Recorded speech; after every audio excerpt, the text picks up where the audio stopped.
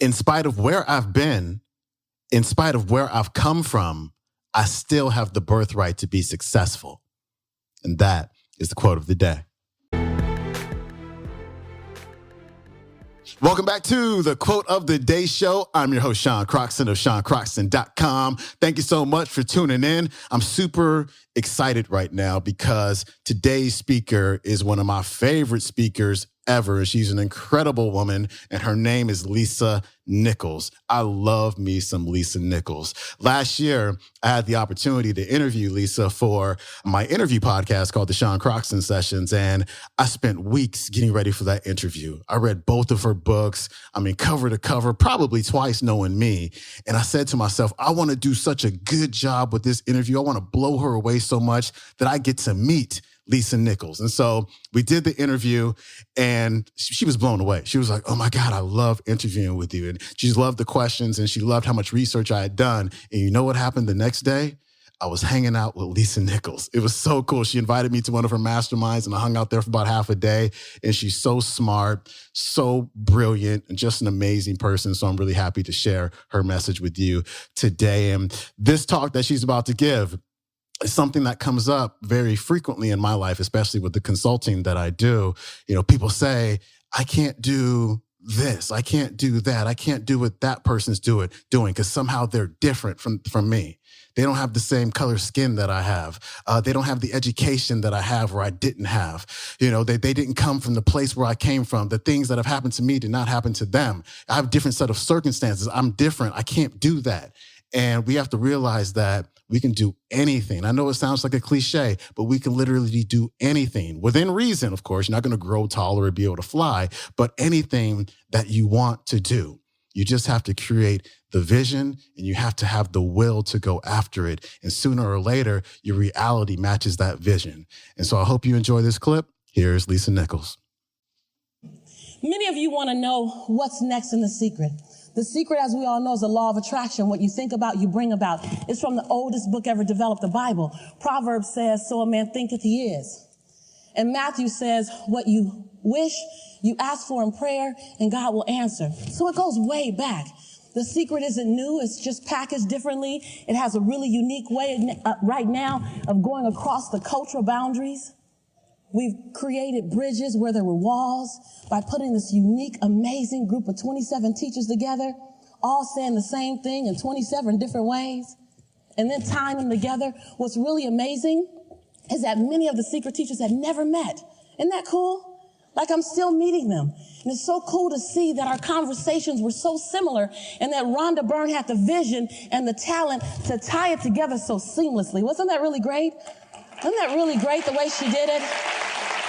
And for me in particular, it was really awesome to see the diversity. Because so often, I've asked, wow, that's a really great life that they have. Could I have it too? Anybody? One hand up. Two hands up if you ask that question. Two hands up and stand up. I see you. I asked, with my background, with my history, my culture, with my family's economic status or lack of status, could I have that as well? And what's really great is through the program and through the project, what it says is, yes, that if I can think about it, if I can imagine it, then I can have it. And see, that was important for me to get because years ago, I had a dream. I had a dream that I wanted to stand in front of thousands, millions, and I wanted to inspire them. I wanted to encourage them. I wanted to give them a part of me and get a part of them, and I want us to share it in an intimate way.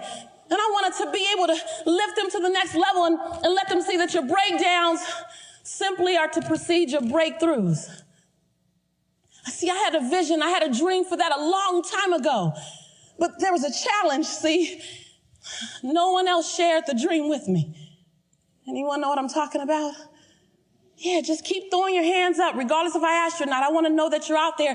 And I remember going to the people that I love the most and that love me the most, my family, saying, I have a dream. I want to go and I want to speak and I want to talk to people and I want to encourage people. And they said, Lisa, do you remember that you got a D in speech? And my speech teacher told me, he said, I see your hands up. My speech teacher said, Miss Nichols, I recommend that you get a desk job. Anyone had someone just take the helium out of your balloon? Yeah, I see your hands up. Thank you for telling the truth out loud. And so for years I kept saying, but that's what I want to do.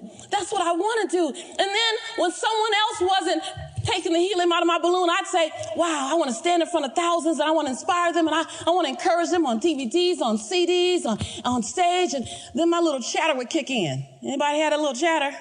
Who turns that chatter on? I mean, it's like an unauthorized, just automatic go on. I didn't tell you to start. And that little chatter said, Lisa, who are you to inspire people? No one looks like you on stage doing it, honey. You got mocha skin, full lips, round hips, and an afro.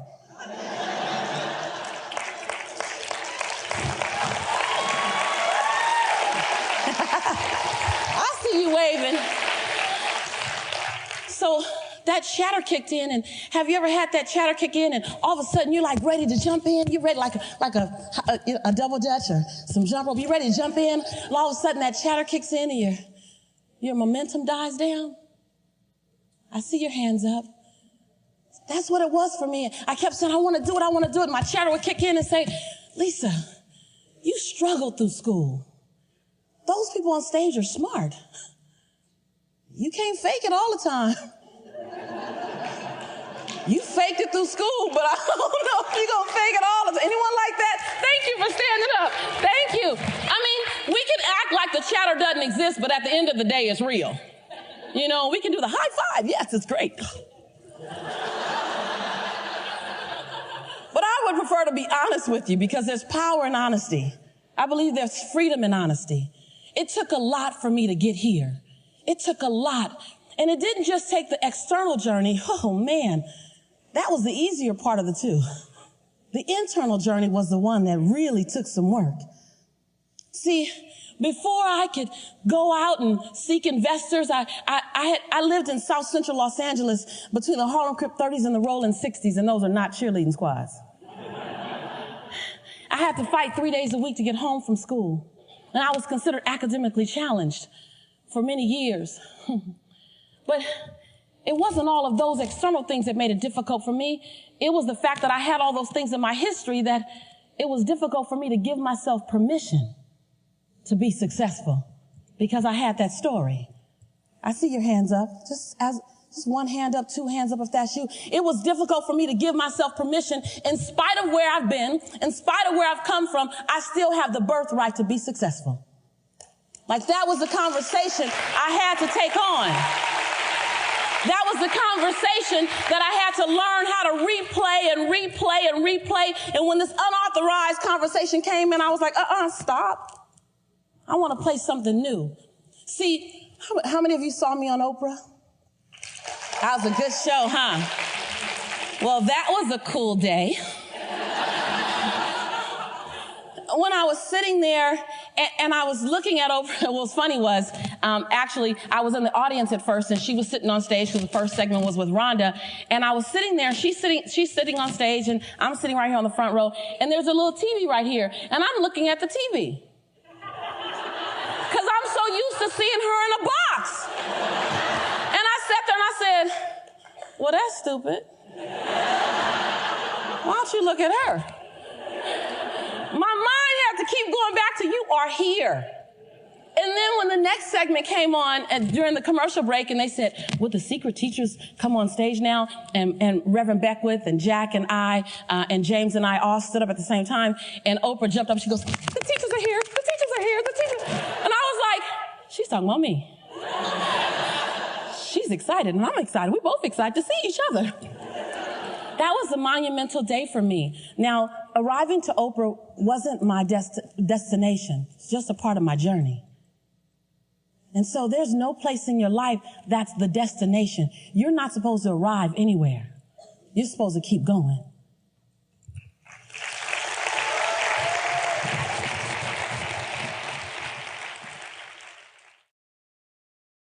That was Lisa Nichols with a super inspiring message for you that I hope you listen to over and over and over again. You know me, I'm all about repetition over and over and over again. Head on over to her website, motivatingthemasses.com. You can get a free abundance checklist over there. You can discover 24 proven strategies to create greater abundance in all areas of your life. And so download that checklist over at motivatingthemasses.com. That recording comes from a program you can find on audible.com called The Secret Teachers Recorded Live. It's got talks by, I'm talking about full length, like hour-long talks by Bob Proctor, Jack Canfield, T. Harv Eker, John Assaraf, as well as Lisa Nichols, of course. So again, that's on audible.com. And that is it for me. If you have a chance, please rate and review the show over on iTunes. And of course, subscribe as well. So that way you get it on your feed, on your phone, or wherever you want to listen to the show at. And I will see you tomorrow with our Thursday episode of The Quote of the Day. Peace.